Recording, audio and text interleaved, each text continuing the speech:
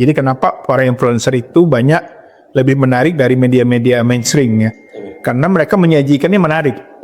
Ya, saya membandingkan tuh, saya buat beberapa orang, yang satu kayak saya hari ini Assalamualaikum warahmatullahi wabarakatuh, saya berada di bencana, itu langsung di skip orang. Orang tuh nggak suka yang terlalu banyak formal deh. Karena hari ini saya di Aceh Tamiang, hujan masih turun, masyarakat masih menolak tua. Itu the poye.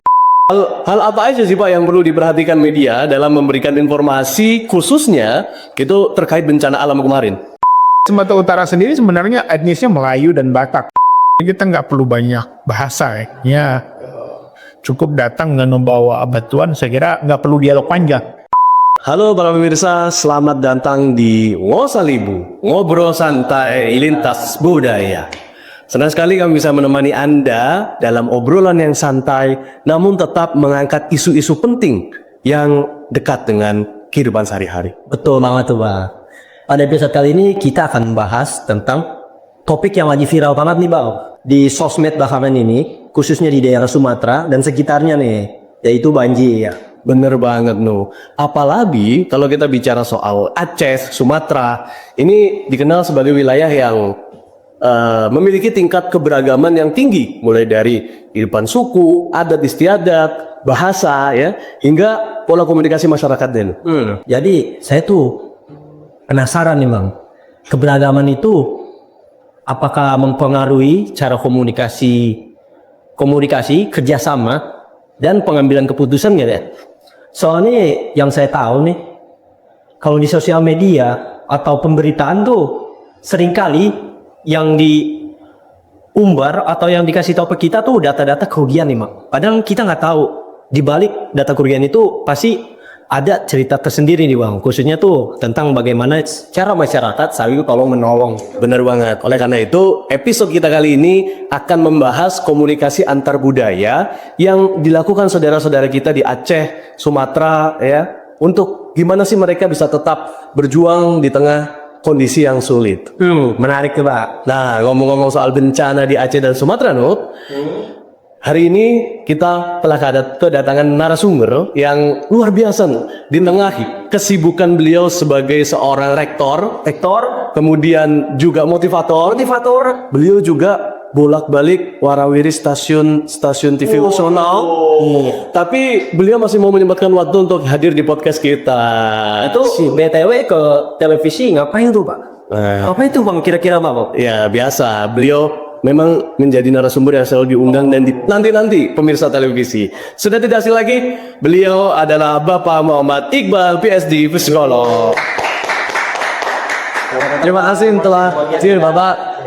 Gimana kabarnya Pak? Alhamdulillah sehat. Alhamdulillah. Ya. Saya lihat Bapak di sosial media sering sekali fokus konsen terhadap situasi di Aceh dan Sumatera pasca bencana banjir bandang kemarin. Betul.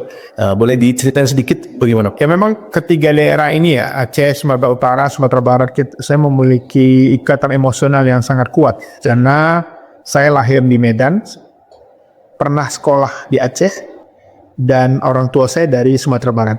Jadi begitu ada bencana, saya sudah turun kurang lebih 4 kali ya, ke Sumatera Barat sekali, ke Sumatera Utara 2 kali, ke Aceh 2 kali, 5 kali. 5 kali tuh. 5 kali. Jadi ini penting karena ini punya ikatan emosi. Tapi nih Pak, kan udah 5 kali nih Pak, Bapak berkunjung langsung ke tempat kejadian. Iya. Kalau di berita-berita kan mungkin kita nggak tahu ya, sebagai menonton mungkin yang di rumah atau di sono kan kita nggak tahu nih keadaan asli. Yang Bapak nih yang udah pernah terjun langsung ke lapangan itu sebenarnya di mana nih Pak keadaan asli Pak? Ya jadi memang saat ini hujan masih turun, masyarakat masih di pengungsian, dan terus saja ada ancaman untuk terjadi bencana kembali. Jadi jangan berhenti untuk mengirim bantuan, jangan berhenti untuk mengingat tentang saudara-saudara kita di Sumatera, karena bencana yang terjadi sampai saat ini itu hujan. Saya baru pulang ke 2 hari lalu dari Aceh Tamiang, kondisinya masih parah, berlumpur dan hujan masih turun, dan ekonomi masyarakat juga masih terhenti. Lantas kalau kayak orang-orang seperti Pak Iqbal itu dan para relawan lain Pak, untuk bisa masuk ke dalam tempat-tempat yang terputus aksesnya kayak nggak? Ya memang kita punya jejaring ya, dengan teman-teman LSM, teman-teman komunitas di sana, pesantren ya. Mereka mengabarkan di pesantren ini ada sekian ratus orang ya Pak, belum tersentuh, kita datangi ya.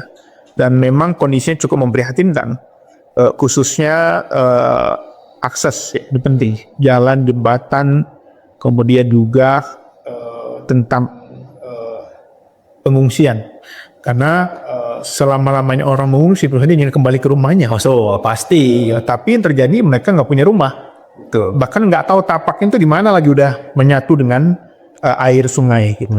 Dan seperti yang kita ketahui bersama Pak, bahwa di Aceh dan Sumatera ini kan bukan dihuni oleh satu kelompok saja ya Pak. Jadi melainkan dihuni oleh berbagai kelompok masyarakat ya, dari masyarakat adat, kemudian pesisir, perkotaan, pedesaan. Nah, menurut Pak Iqbal sendiri sejauh mana Pak keberagaman budaya ini bisa mempengaruhi cara masyarakat dalam menghadapi bencana alam ini? Ya jadi memang di Sumatera ini juga kita harus paham ada beberapa etnis besar ya. Melayu khususnya, ada Minang, ada Batak ya, ada Aceh. Aceh pun itu juga ada banyak ragam semua. Bahkan ada di satu daerah Aceh, di Aceh Selatan itu bahasanya bahasa Minang. Oh iya, berarti Minang. Dan di Aceh. Padahal di Aceh. Aceh ada juga Aceh-Aceh yang berbatasan dengan Sumatera Utara itu banyak justru orang dari Sumatera Utara ya yang berada di situ. Kemudian juga dengan Jambi, Bengkulu, ya, Lampung, Palembang, Sumatera Selatan ya. Itu juga mereka beragam. Dari satu etnis saja ada beberapa bahasa daerah, ada budaya yang macam-macam dan unik-unik dia, unik-unik. Dan ini menjadi salah satu keragaman. Ya, kalau Aceh itu orang selalu mengingatnya Arab, China, Eropa, Hindia. Hindia. Jadi Aceh ya. Aceh.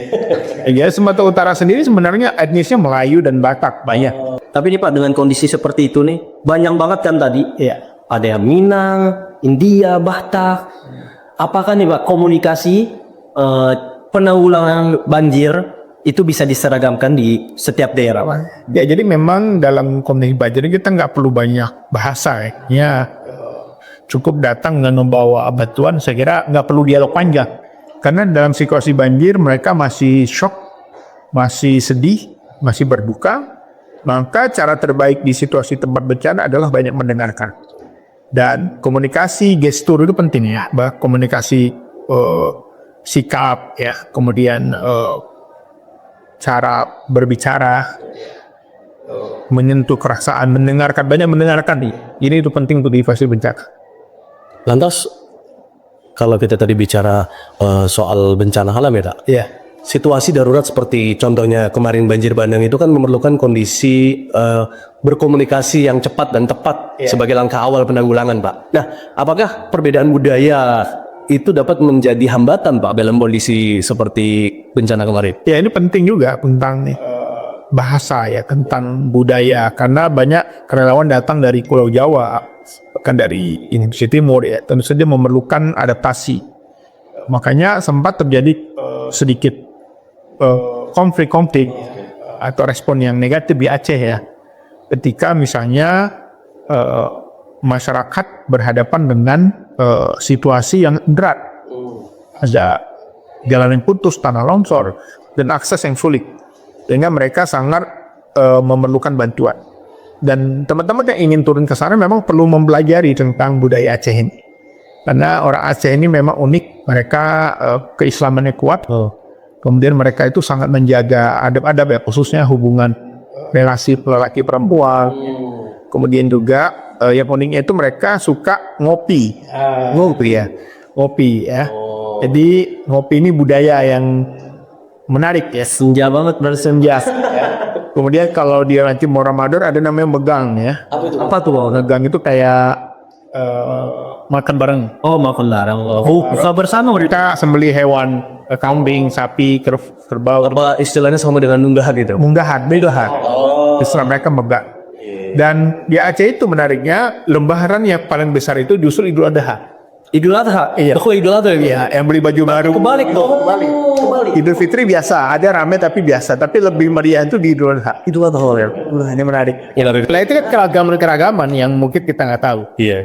Insight baru mungkin. Itu.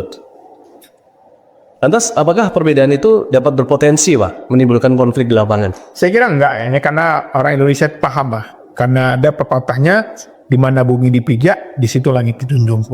Ya, jadi di mana kita berada, kita harus memahami dulu kira-kira apa ada di setiap tempat. Seperti saya dulu pernah merantau di Malaysia 7 tahun, maka saya pelajari bahasa, itu penting. Jadi ada kisah gitu ya kan, ketika teman saya baru datang, sama dosen ini ditanya, kamu duduk di mana? Dia bilang, saya tak duduk, saya berdiri. Dikiranya duduk tuh artinya duduk. Padahal arti duduk bahasa Malaysia itu kamu tinggal di mana?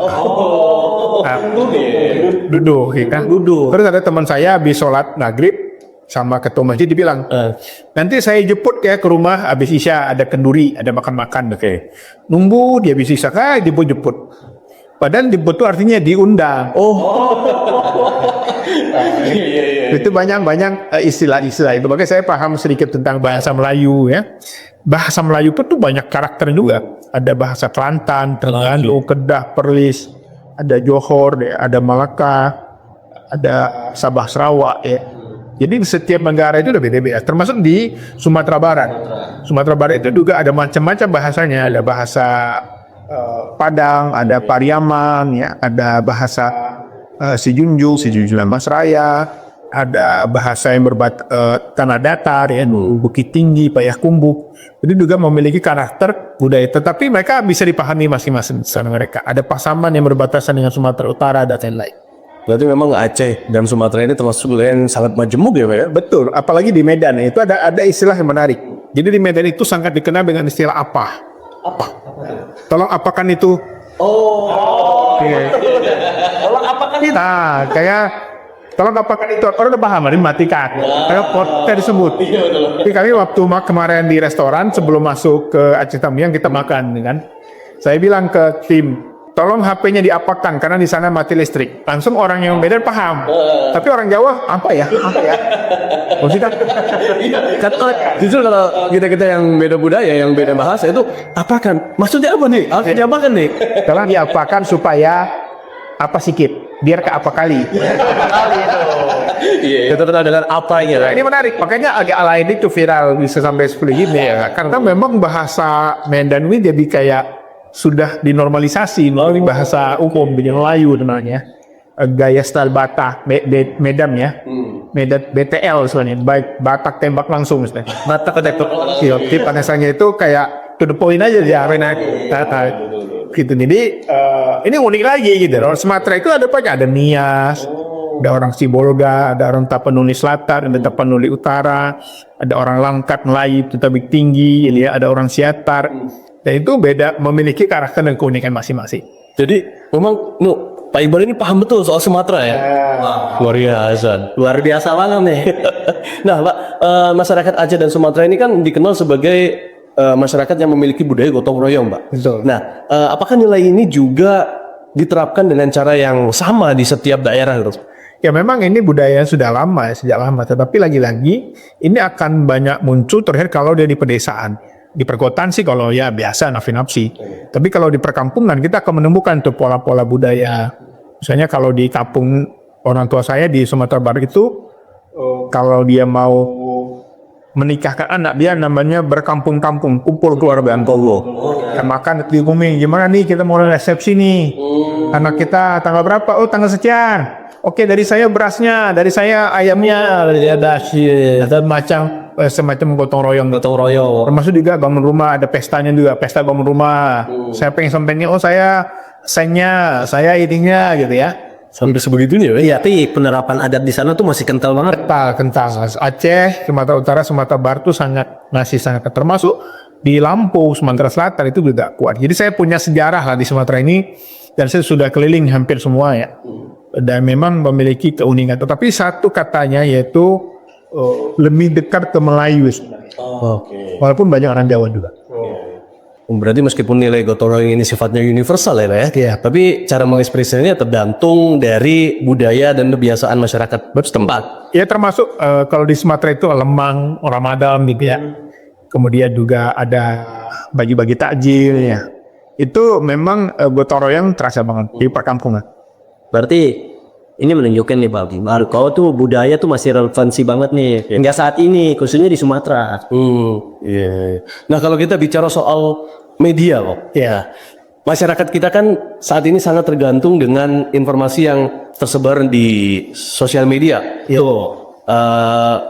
Sebab media menjadi salah satu sumber informasi utama yang bisa mereka akses begitu ya Pak. Nggak mau tidur bahkan lihat media. Betul ya.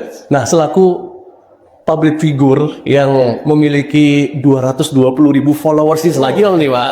Ngeri Pak. Hal apa aja sih Pak yang perlu diperhatikan media dalam memberikan informasi khususnya itu terkait bencana alam kemarin? Ya, jadi memang fakta itu penting ya. Kemudian juga sajian penting. Jadi kenapa para influencer itu banyak lebih menarik dari media-media mainstream ya? Karena mereka menyajikannya menarik. Ya, saya membandingkan tuh. Saya buat beberapa orang, yang satu kayak saya hari ini, Assalamualaikum warahmatullahi wabarakatuh, saya berada di bencana, itu langsung di skip orang. Oh iya. Orang tuh nggak suka yang terlalu banyak formal deh. Karena hari ini saya di Aceh Tamiang, hujan masih turun, masyarakat masih mau tua. To the point. Langsung visual.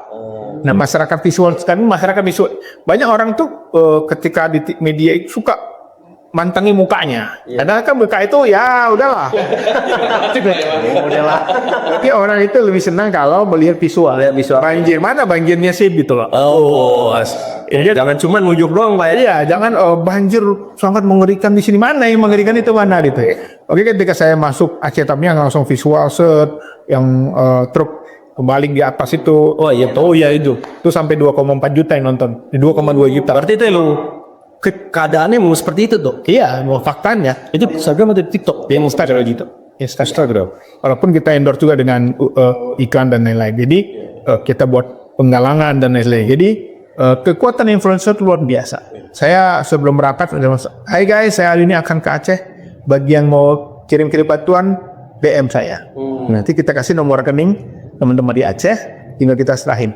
Itu lebih cepat dapat bantuan yang daripada kalau pemerintah atau lembaga kan susah diaudit macam. Tapi asalkan tidak ke rekening kita, ke rekening orang di sana, ya udah itu aman. Betul. Itu lebih mudah. Jadi ini pentingnya kekuatan influencer ya, follower kreator. Jadi dalam media orang itu tidak mau terlalu panjang prokok. Tapi kalau menurut Papa nih Pak, peran pendidikan dalam konteks peran pendidikan berpengaruh nggak sih Pak dalam situasi ini? Ya pasti penting karena pendidikan ini Kak salah satu sumber ilmu pengetahuan yang bisa membuat orang berpikir. Hari ini bencana, ini orang menyadari betapa pentingnya hutan, betapa pentingnya menjaga alam, betapa pentingnya bersyukur ya, karena kalau kita lihat di Aceh sekarang ini memang orang kehilangan semuanya dan itu berat, dan orang yang punya iman, punya ilmu lah yang bisa bertahan. Tuh. Jadi kalau boleh diberi nasihat sedikit untuk para pemirsa ini kan ya banyak mahasiswa kita nih Pak ya. Nah, apa sih pesan yang ingin Pak Iqbal sampaikan kepada mungkin teman-teman atau mungkin masyarakat di Aceh, di Sumatera terkait musibah yang saat ini sedang dialami nih Pak? Ya, ini penting bagi teman-teman mahasiswa untuk bagaimana juga berpikir bahwa bencana itu mungkin satu hari akan melanda kita. Untuk itu kita harus menjaga diri kita, keluarga kita, menjaga perilaku kita terhadap alam ya. Terus mengingatkan masyarakat. Hari ini Jakarta juga banjir banyak. Ya, tuh, dan bukan tidak mungkin kalau hujan terus menerus juga Jakarta akan tenggelam, kan sudah pernah terjadi. Jadi di Aceh itu kenapa hujan banjir 10 hari berturut tanpa henti. 10 hari itu 10 hari. Ini membuat terjadinya bandang, banjir bandang. Jadi bagi mahasiswa SWIN, saya sebagai rektor mengucapkan mengapresiasi program ini, dan yang terpenting terus berkarya, dan juga penting bagi teman-teman untuk membuat program-program yang kreatif dan inovatif. Dan kita juga berterima kasih tentu ya kepada Pak Iqbal selaku rektor SWINS yang telah membantu menyalurkan bantuan-bantuan donasi dari teman-teman yang ada di kampus ini. Kemarin kurang lebih terkumpul sekian belas juta dan alhamdulillah belasan juta sudah diserahkan semua secara tuntas, dan wah itu luar biasa. Tadi saat itu tanpa beliau kita juga nggak tahu nih akan ngirim kemana. Kita juga berterima kasih pada Pak Iqbal. Jadi luar biasa sekali ya. Kita boleh dong kasih plus dulu pemirsa buat mantap. Dari diskusi ini kita dapat menyimpulkan bahwa penanganan bencana itu tidak hanya berkaitan dengan aspek fisik dan lingkungan, melainkan juga bergantung pada kualitas komunikasi dan pemahaman terhadap kesehatan mental para masyarakat itu ya. Mungkin kalau boleh nih Pak, ya kasih kita satu quotes. Nanti ini kalau bahasa dulu sekarang nih Pak ya. Iya. Setiap quotes itu tuh di belakangnya kasih zam gitu Pak. iya. Kasih satu quotes, belakang kita zamin Pak. Quotes ya, quotes ya. Iya, Quotes. Kata-kata Pak. Kamera mana nih? Taruh kamera mana kameranya? Mau kamera ini? Ya, yang close ini, yang close apa aja? Kayak gini aja, kayak gini. Boleh Pak aja. Ayo. Jadi teman-teman, dalam hidup ini yang penting kita pernah mencoba. Kalau pernah mencoba, ada kemungkinan kita berhasil. Tapi kalau tidak pernah mencoba, sudah pasti tidak pernah akan berhasil. Terima kasih sekali lagi Kang Iqbal atas penjelasan refleksinya. Semoga diskusi ini dapat meningkatkan kesadaran kita semua bahwa memahami keberagaman budaya itu menjadi hal yang penting dalam membangun komunikasi yang efektif. Betul. Dan mudah-mudahan ini bisa menambah wawasan dan khasanah keilmuan buat para pemirsa mahasiswa menyaksikan channel ini. Dan sampai berjumpa di episode-episode berikutnya. Sampai bertemu di Ngosalibu, ngobrol santai lintas budaya.